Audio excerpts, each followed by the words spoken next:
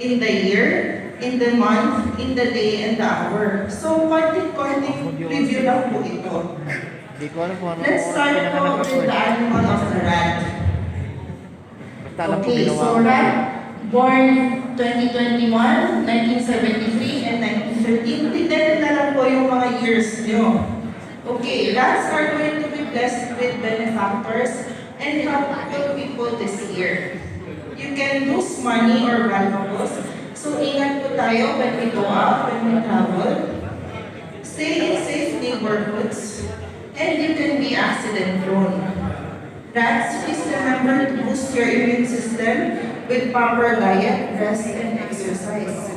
So we mentioned po that illness will affect everyone in your homes and in your offices this year. Kasi yun po yung star sa center of everything. Kaya nga po, if this is the year that you are feeling something, please listen to the signs that your body is telling you. Pag napapagod tayo, we take a rest, we take better care of our diet, and pag meron akong naramdaman, we consult the doctor, and of course, we follow their advice.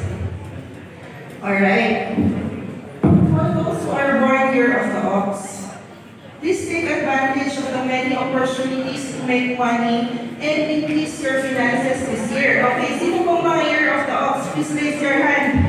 Ayan, so we can expect more prosperity and more money.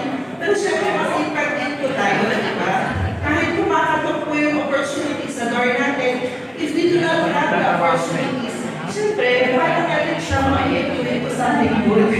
Yan. So, this year also, please keep your businesses practice above board.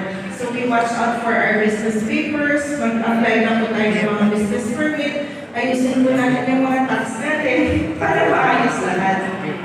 Alright. So, watch out for your diet and watch out for what you eat this year as it is easier to get stomach upsets. Okay, for those born year of the tiger, sino po ang mga year of the tiger this year?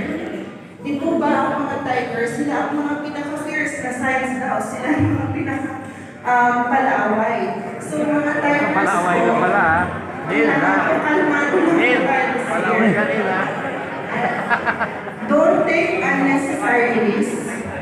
If you will be gullible, it will be easy to scam you. So please hold on to your money. It is also the period 9, like my brother mentioned. And itong year na to, di ba ang daming mga scam, yung mga phishing scam sa phone, yung mga nakikita natin na nag-o-offer sa atin. So please,